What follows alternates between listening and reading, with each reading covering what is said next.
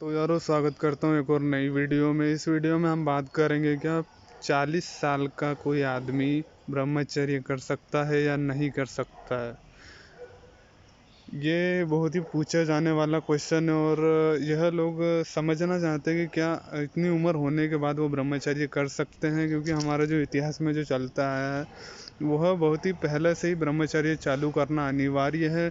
जो बच्चे रहते हैं उनको 12 उम्र से ही गुरुकुल में भेज दिया जाता है कि वह अच्छी शिक्षा प्रदान करे उनको, जो उनके शिक्षक है, और वह अच्छे से शिक्षित हो पाए। जो उनके गुरु द्रोणाचार्य जैसे कि अपने शिक्षकों को पढ़ाया करते थे, मतलब कि जो गुरुकुल रहता था उसमें अपने शिक्षकों को अच्छी तरीके से अच्छी शिक्षा वह प्रदान करते थे। उस तरीके से उनको 25 साल तक उन्हें गुरुकुल में ही रहना पड़ता था। उस तरीके की शिक्षा अगर इस युग में अगर मिले तो बहुत ही बढ़िया हो जाएगा, क्योंकि लोग उससे बहुत ज़्यादा विद्वान बन जाते हैं, उन्हें हर चीज़ का ज्ञान हो जाता है। तो इसीलिए लोग पूछ रहे हैं कि वह पीरियड तो चला ही जाता है, 25 साल के बाद अगर हम यह करें तो क्या कर सकते हैं। तो दोस्तों यह वीडियो बहुत ही पूछे जाने वाला है और वीडियो के मिडल में मैं आपको यह बताऊंगा कि कर सकते हैं या नहीं कर सकते हैं, या क्यों करना चाहिए।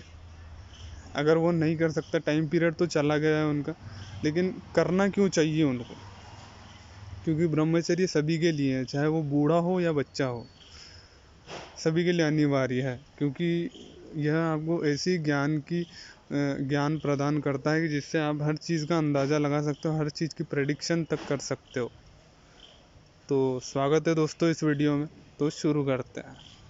तो भाइयों, मैंने आपको स्टार्टिंग में बताया कि बच्चों को 12 से या 25 साल तक उन्हें गुरुकुल में रहना पड़ता था और उन्हें अपार ज्ञान की प्राप्ति होती थी उस टाइम पीरियड में, और वह अपने जीवन में अपने गोल सेट कर पाते और उन्हें क्या करना है, उन्हें क्या करना चाहिए, उन्हें क्या नहीं करना चाहिए, इस चीज़ की उन्हें प्राप्ति होती है कि उन्हें कैसे कि अपना जीवन व्यतीत करना है। तो दोस्तों जानते हैं कि ये चीज़ें हमें कैसे कर सकते हैं।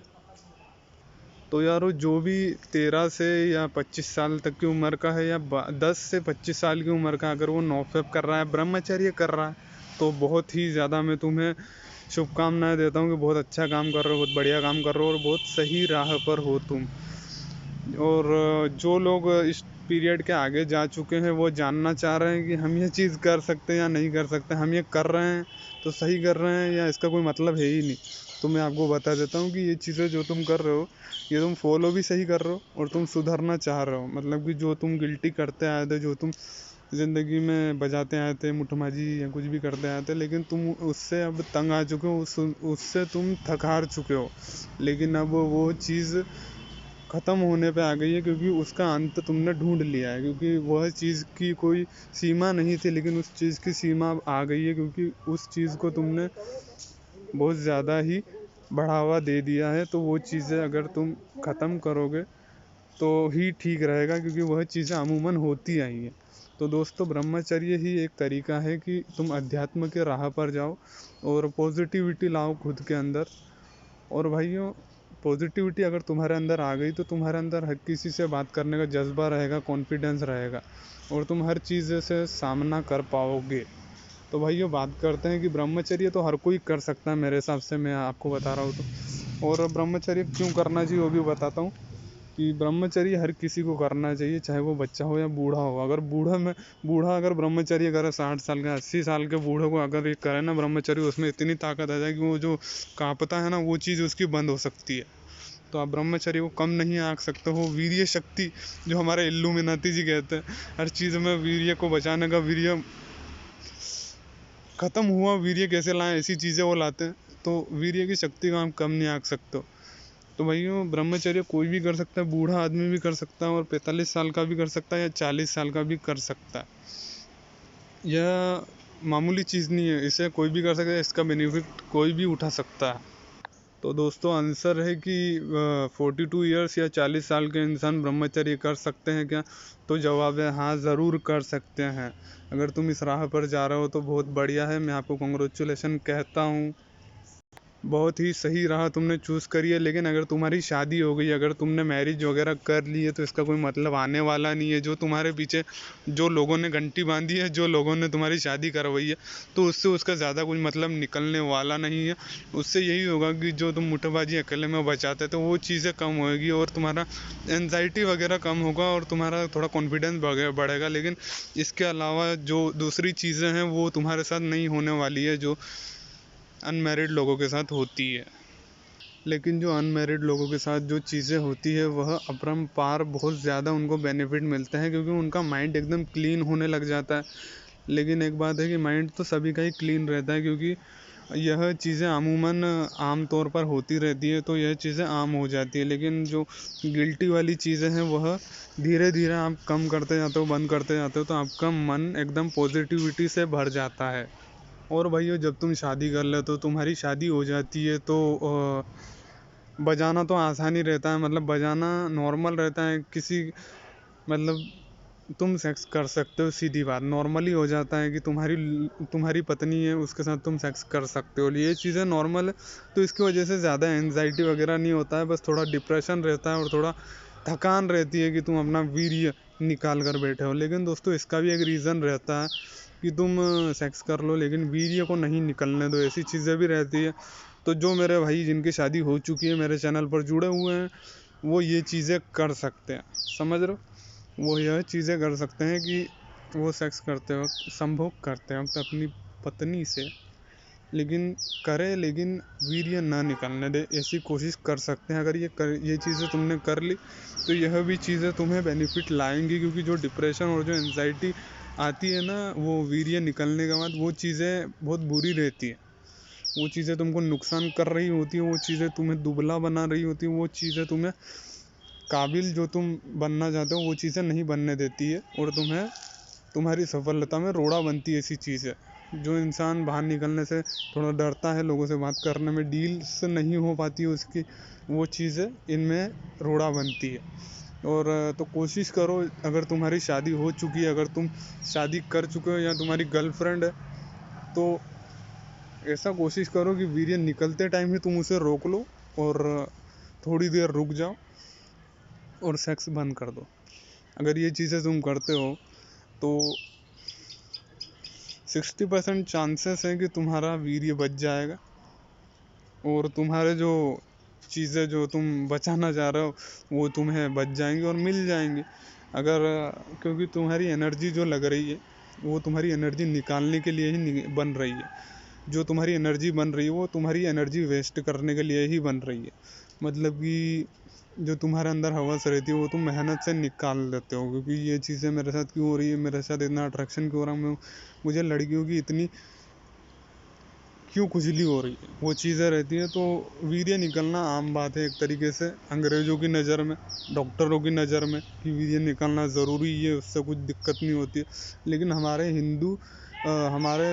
इतिहास में यह बताया गया है कि हमारी संस्कृति, मतलब जो हमारे पुरातत्व में बताया गया है कि 12 से 25 वर्ष, सॉरी दोस्तों मैं भूल रहा हूँ, तो बच्चों को गुरुकुल में रहना पड़ता था कि जिससे उनका अच्छा भरण पोषण हो पाए और उनको अच्छी तरीके से उनका डेवलप हो पाए माइंड, उन्हें सोचने की सही एबिलिटी मिल पाए। तो इसीलिए दोस्तों उन्हें गुरुकुल में रहना पड़ता था, तो जिससे वह मुट्ठबाजी जो तुम कर रहे हो ना, वह अगर गुरुकुल अभी रहता तो वो चीज़ें तुम नहीं करते और सही राह पर होते।